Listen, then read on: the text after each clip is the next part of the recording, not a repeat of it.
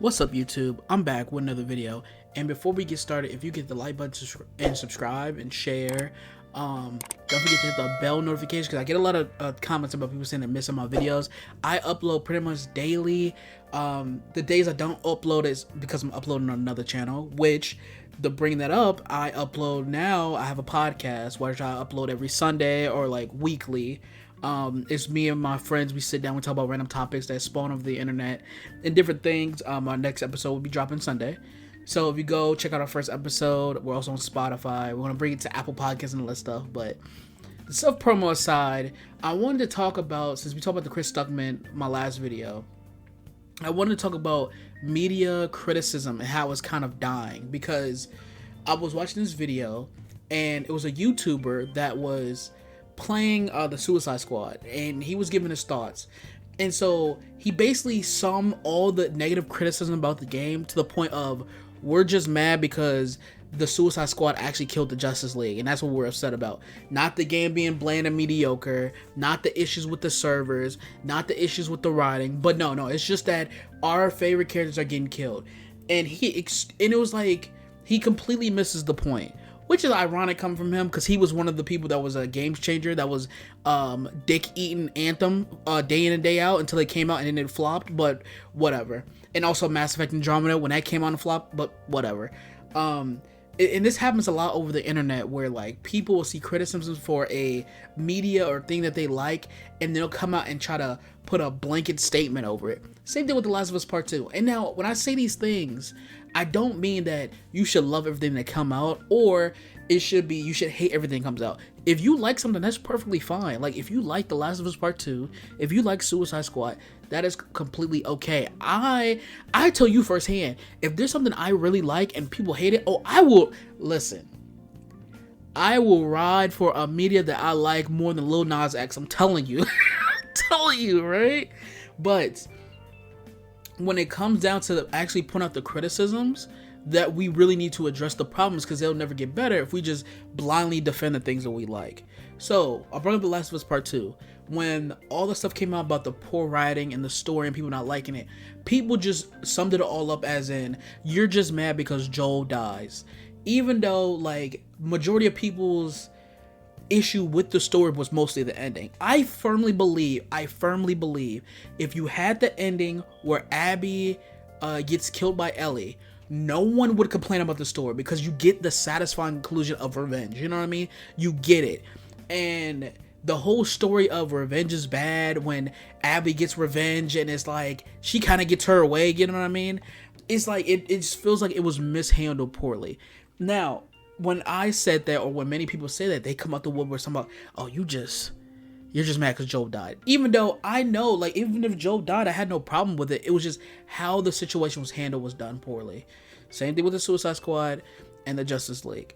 Now, a media that I like, that when they came out, I was defending like crazy, because I did not want to accept that it was bad, was the Moon Knight show on Disney Plus. Okay, I was so hyped. I wanted this show to be good so badly, and this came out where it's like, Moon Knight is one of my favorite characters. I have a statue of him right next to me. He is my favorite character, period. They were making a Disney Plus show. I was one of those that didn't want him to get a Netflix show, because Netflix does this thing where they don't give the heroes their costume to, like, either the last episode or don't do it at all, right? Like Luke Cage, where like he has a hoodie on, he doesn't have the iconic yellow shirt, and when he does put on the iconic yellow shirt, he puts a hoodie over it so you barely see it. It's like, bro, what is the point? Or Iron Fist, he never gets his iconic outfit in 2 seasons, and also a spin-off show with the Defenders. Like, what are we doing here? Okay, because I know what they're gonna do with Moon Knight. They're gonna do it where he jumps around with a white hoodie on and doesn't put on a Moon Knight costume at all until the very last episode for 10 minutes at the end. Okay. And so I was like, okay, I'm excited for Disney Plus to make this show. I'm ready. I'm eager.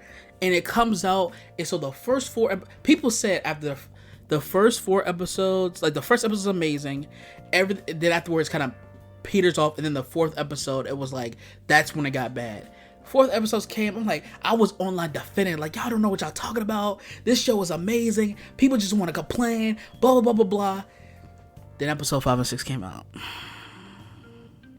And I was like, y'all remember that speed meme where he's like, he's closing the eyes because he can't see the He doesn't want to see the BS. It's like, that's what it was, bro. That's what it was.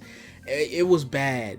It was very, very bad. It is like, God, I didn't want to accept it. But in order for season 2 to be great, we need to address the criticism of the show.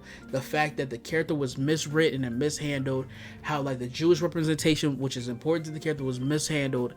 All of it was just mishandled to begin with. But Moon Knight is an easy character you can address because, like, he's crazy. So you could start season 2 with like we're gonna just softly reboot everything, have these characters come back but under different contexts, and you can just make it work.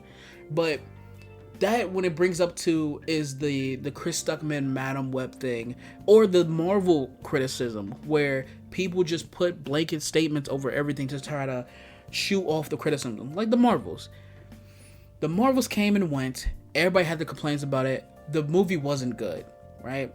But people online defend this movie, is like, oh, you just hate women and you just hate fun, when that everyone knows that's not the case. It's like, what do we do? Why do we do that? Okay, why every time someone has a problem with something you like, you just immediately go to, oh, you just hate this thing, you hate fun? It's like, you can have fun, but it's just not good. I got the whole video about this also. In order to get better media from these companies, we need to address the flaws. Like and the best example is that when you express your voice and they hear us, is the Sonic reveal. Yeah, I remember when the Sonic movie trailer dropped and it was the worst version of Sonic. It was like, ugh, what is that? Blah, blah, blah. And they went back and they redid it and it came out, it's perfect. And they made sequels and they're doing all these different things.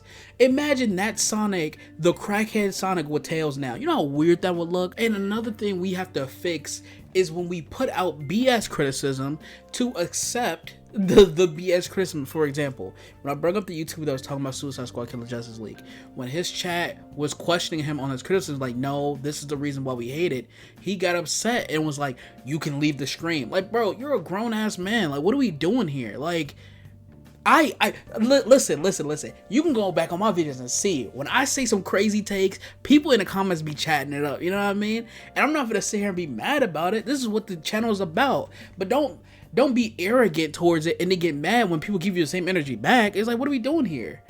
Like, it's so weird seeing people who have an energy towards something and then when they get it back, they get defensive. It's like, bro, you was acting this way. Same thing when you call out someone for having a garbage take or a garbage opinion that you know is wrong. It's like, bro, like, when people are like, oh my god, you're just sexist because you didn't like Ghostbusters 2016. No, the movie was not good. Like, come on now. What are we doing here?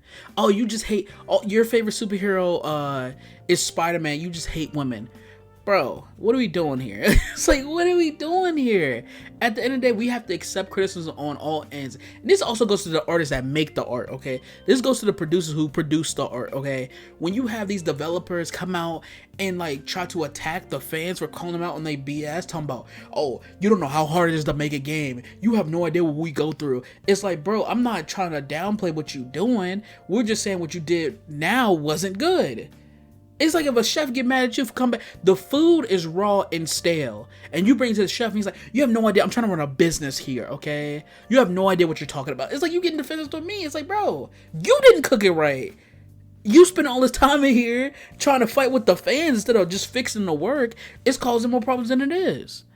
But those are my thoughts. Let me know down below what y'all think. I'll be in the comments, and see y'all tomorrow.